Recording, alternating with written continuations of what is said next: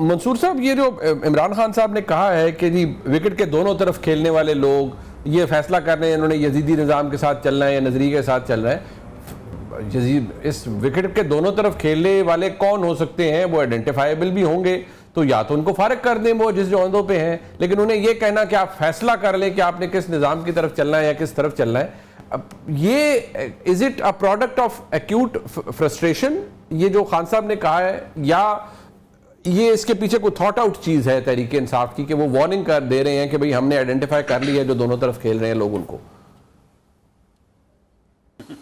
बहुत शुक्रिया मुनीब साहब। देखिए मुझे लगता है इस तरह जैसे 2011 के बाद जिस तरह पाकिस्तान तहरीक इंसाफ एक ट्रांसफॉर्म हुई थी और बिल्कुल उसके अंदर नई शक्ल बन गई थी, नए नए लोग आना शुरू हो गए थे, तो करते करते करते करते आज 2025 में तकरीबन 14 साल के बाद जो पाकिस्तान तहरीक इंसाफ की शक्ल बन चुकी है, खान साहब एक्चुअली चाहते हैं ये कि तहरीक इंसाफ ये वो वाली हो जो 1997 में थी। 1997 में 1998 में जब लोग सिर्फ और सिर्फ जो है वो इमरान खान साहब की जात की वजह से, नजरिए की वजह से पार्टी में शामिल थे, उनको जानता कोई नहीं था, उनका वोट बैंक भी कोई नहीं था, लेकिन प्योरिटी के साथ जो है वो खान साहब के साथ थे।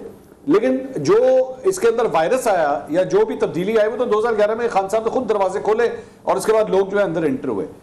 बात यह है कि ये जो भी बात हो रही थी एहतिजाज की, मैं एक कहानी आपके साथ, चले खबर आपके साथ शेयर करता हूँ, कहानी तो नहीं खबर है जी। वो ये है कि ये अभी बहुत बातें हो रही थी कि जी कोई मुज़ाकरात हो रहे हैं क्या, कोई बाहर से डॉक्टर्स आए हुए हैं, कोई इस तरह की बात हुई है।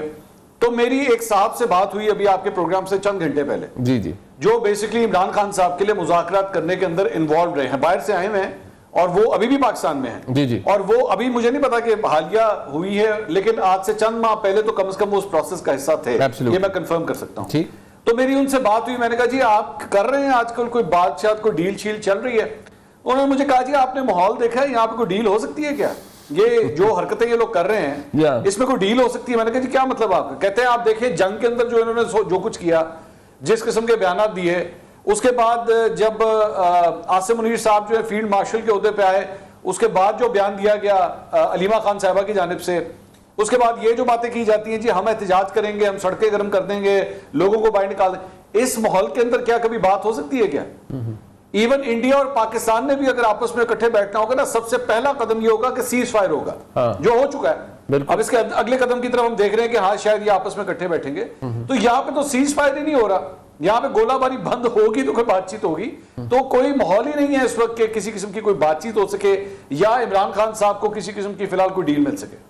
ये हमाद भाई, ये जो बात है विकेट के दोनों तरफ खेलने वाली, अभी जैसे मंसूर साहब ने भी कहा, फैक्ट यही है, आपने भी 2 दिन पहले, मैं आपका 1 दिन पहले ट्वीट देख रहा था, आपने, बहुत से लोग फिर आपके भी पीछे पड़ जाते हैं, आपने कहा भाई ऐसा कुछ भी नहीं हो रहा, ये सब फ्रॉड है, झूठ है।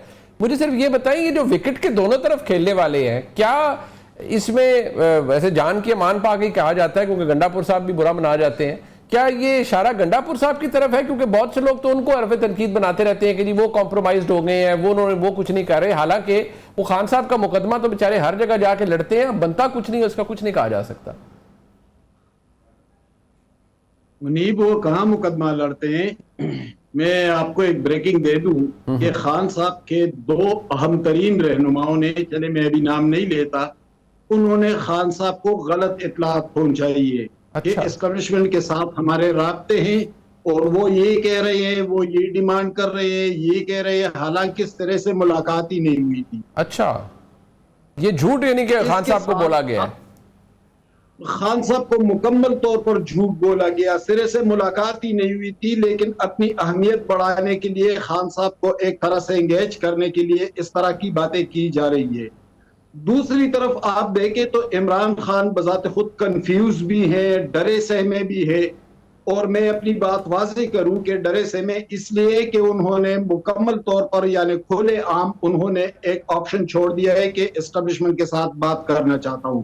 ये वो पहले दिन से, डे 1 से कह रहे हैं, लेकिन अब तो बाकायदा जब बैरिस्टर गोहर, सलमान अकरम राजा और बैरिस्टर अली जफर उन्हें मिलने गए तो उनके जरिए बाकायदा तौर पर पैगाम भी दे दिया, और उस पैगाम का उनको जवाब भी मिला कि अगर बात करनी है तो हम तो पहले भी आपसे कह चुके हैं कि प्राइम मिनिस्टर हाउस के साथ बात कर ले, पार्लियामेंट के साथ बात कर ले।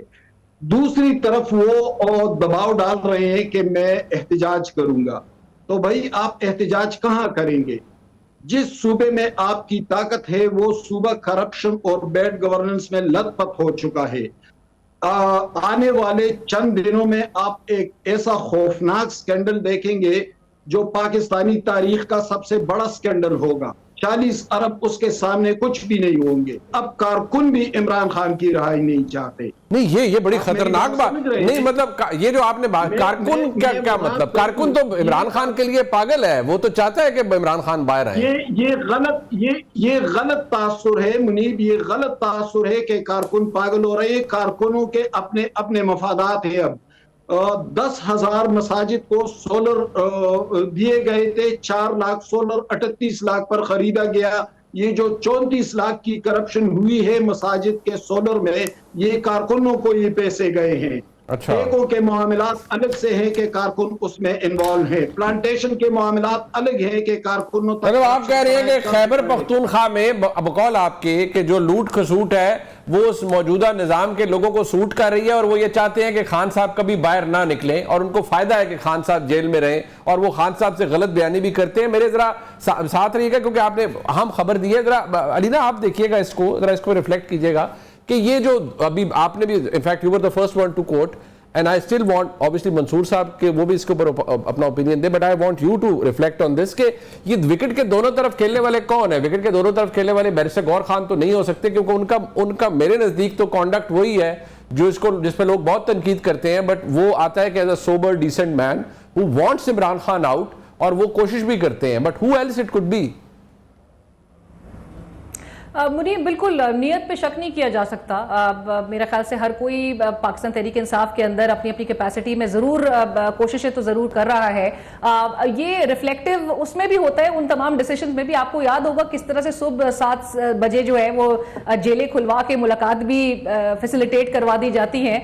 अब ये भी हमारे सामने है, वरना तो आपको पता है फिर एक्सेस किस तरह का एक मुश्किल तरीन मेरे ख्याल से एक मरहला होता है पाकिस्तान तहरीक इंसाफ की क़यादत के लिए, अपने बानी चेयरमैन से मुलाकात करना। लेकिन आजकल में हमें नजर आ रहा है 6 घंटे तक अली जफर साहब मुलाकात कर लेते हैं। तवील जो है वो मुलाकातें दीगर रहनुमाओं को भी इजाजत मिल जाती है। सो अभी कुछ ऐसा बहुत मिक्स सिग्नलिंग है। अगेन आप नहीं गेज कर सकते कि पसे पुष्ट क्या कुछ चल रहा है। हमेशा राब्ते जो है मुनीब, वो कभी भी पब्लिकली इसको कोई भी आके बरमला एडमिट नहीं करेगा।